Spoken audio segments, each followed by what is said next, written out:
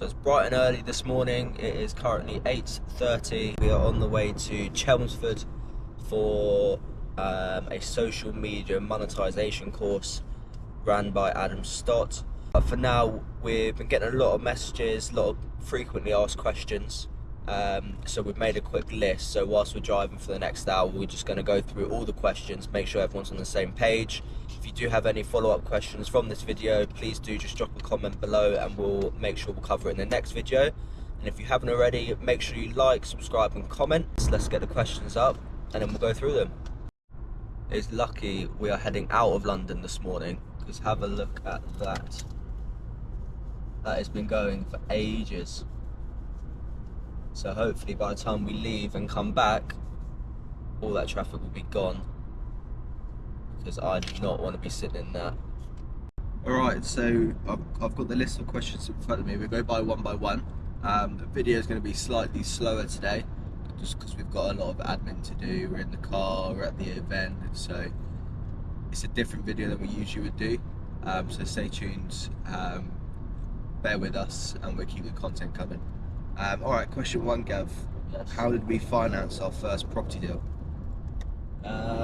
Good question. Our first property deal was a rent-to-rent. We started with, we had a little bit of money, but we didn't really want to spend it. So we spoke to the landlord. The property needed a bit of work, so we ended up asking him to put the money in to the property deal, which I think worked out to about £4,000 at the time. He renovated, well, we project managed it, so we renovated the property with his money, we furnished it with his money, and then we ran it as an Airbnb, and then just carried on paying his rent. So we didn't actually use our own money, we used the landlord's money. Other ways is savings from a job, raise the finance from investors, raise money from family, do it with a business partner or your partner. There's different ways. Cool. One thing to touch on investors, they don't have to be property investors. Investors are actually quite close to you. You never know how much money someone actually has until you ask them. So a lot of the finance that we've managed to raise is from friends and family. We've got people coming to us and say, hey, I've got about 20, 30, 50 grand that I've just saved up over the last 5-10 years of working. What do you reckon I can do with it? Can we do something together? So the people who have got money are probably closer to home than you realise. Alright, perfect. Next question. What factors should I consider when buying a property? You should factor the location of the property. What your exit is, that's probably the most important. Is what is the property going to be used for once you purchase it? Is it going to be a buy-to-let, single let with a family, with a tenant? Is it going to be an Airbnb? Is it an HMO? Is it for social housing? What is the use of the property? Then it will help you find the location. Because for supported living, for example, if you got it right in the middle of town and it's next to a school and there's vulnerable people in there, it's probably not going to work. So it's a pretty poor investment. So understand what your end strategy is. Would be this is going to be so tip. Bumpy. That's alright. It's about the value, not the bumpiness. Cool. With what else to consider? You've got locations, you've got the market trends, you've got the property conditions. What else? What other notes that I put down? Potential appreciation, the financing options. There's a lot to consider. Property is more of a logical game, and based on your numbers. If you're buying with your emotions, saying you really like the look of this property, or you really like the location, but the numbers don't stack, be prepared to lose some money. And that's just the nature of the business. You're playing around with some big cash. If the numbers don't work, don't buy it, or renegotiate the purchase price and make the numbers stack, because you will lose money, and we see it all the time. If I had a call with someone yesterday, same situation, he's trying to sell his property for 2.9 million, and he said he's not making profit on it. He's just trying to get out his equity that he put in and just his debt, pay everything off, without turning a profit just because he bought in at the wrong time. The numbers didn't work for him then, and that it doesn't work for him now. So it happens all the time, and £3 million isn't pocket change. So consider all those things. Next, Gav, how do I determine the value of a property? It's comparables, so you need to see what's sold in the area within the last 6 to 12 months. Ideally as close to the property as possible. If you can get something on the same street, and happy days. Otherwise try within half a mile of the property. So location? Yeah, the location of other sold properties. They need to be like for like. You can't just say, oh, this done up one bed sold for 100 grand and my really run down one bed's up for 100. Just because they're one bed doesn't mean they're the same comparable. So it needs to be similar condition. Whether it's ex-council or if it's a private build, you need to find out. Everything just needs to match. Also, just go to your local estate agents, maybe pick 3 to 5 of them. Say, hey, I'm about to buy this property, or I bought this property in a done-up condition, nicely refurb. What do you reckon the end value will be? And let's do an average across 5. That will give you a good indication on top of your own due diligence. You'll be able to work out what the property is going to be worth at the end of the refurb, or what it's currently worth at current present. Alright, cool. Next one. What are the common risks when investing into property? There's loads of risks. I reckon there's loads of bad tenants, the mortgage rates increasing, decreasing, the market downturns, maybe a property gets devalued. Yeah, that is a risk. High maintenance costs. Yeah, if you're raising the capital as well, you don't know where they've got that money from, so you might fail the AML check, the anti-money laundering check, so then the whole deal falls out of bed. That's happened to us. Yeah, that's what was fresh in my mind. There's loads of risks. I mean, you could buy this. We were looking at that property yesterday. The agent sent it to me as 2 flats on one title, but what actually happened was it was a house that got converted into 2 flats. Top floor flat converted the loft into a 1-bedroom flat, but without the right planning permission. The council doesn't want another flat there. So now he's trying to sell it off to me. If we didn't do further due diligence, we would have bought 1 legal flat, 1 illegal flat, and then we wouldn't have been able to rent the top floor out because it's not a flat. The council doesn't want it. The freeholder's not title splitting it, which means it's just space in a loft, which you can't rent out for extra income. So you would have to rent both flats out as a 3-bed essentially. So that could have been a massive risk. We could have overspent drastically on the purchase price to be left with 1 flat. So there's loads of risks. You just need to make sure that you're doing your due diligence properly, not just on your numbers, but on the landlord, on the reason why they're selling it, where it is, how the property ended up looking like how it is. You just need to be smart. And then just linking back to the other question about how do you determine the GDV, the gross development value, what's the property worth? We've got another question that says, how do you increase the value of the property? Is it just a refurb? In some cases it could be just a refurb, yeah.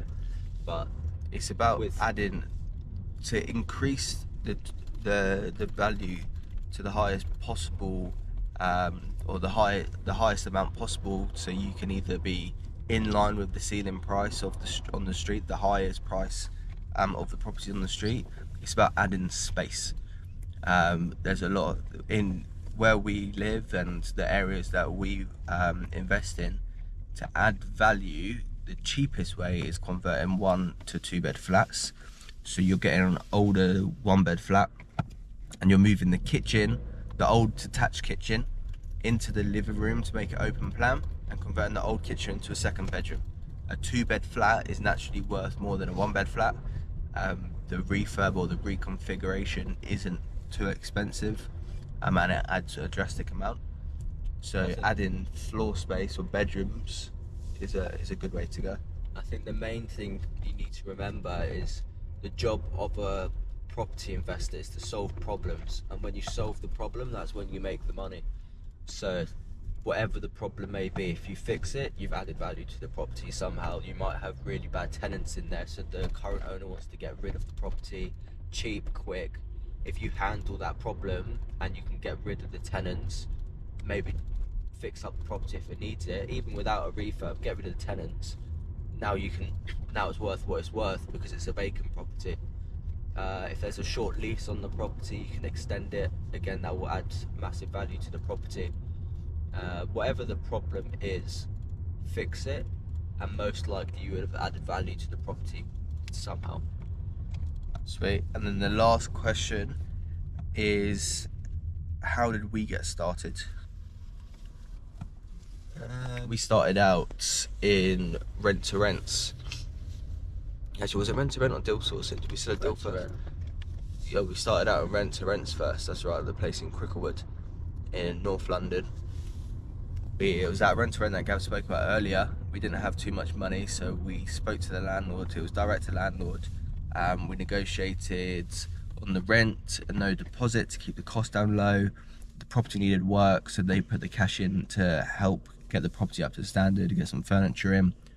So in total, we must have spent, well, actually we didn't, because we paid rent in arrears, no deposit, no furniture. So we never put any money into that first deal.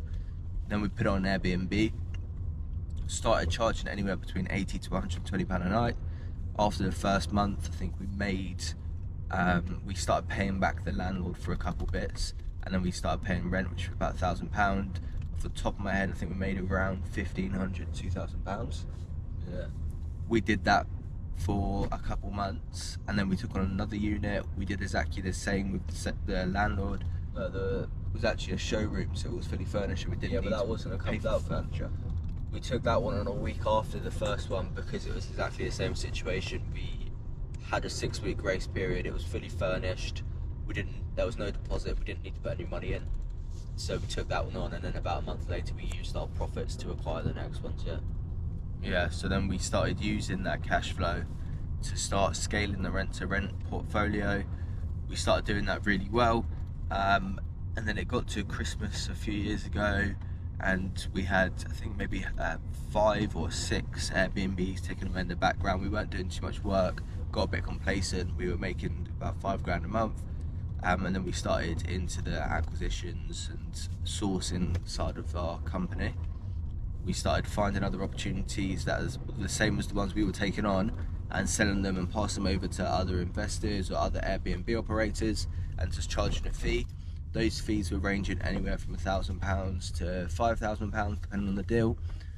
We started selling an abundance of deals, and I mean, one of our first weeks, I think we sold 10, £3,000 each. We made about £30,000 in December, and then we realised, and it opened up our eyes to the world of acquisitions and purchases and sourcing deals.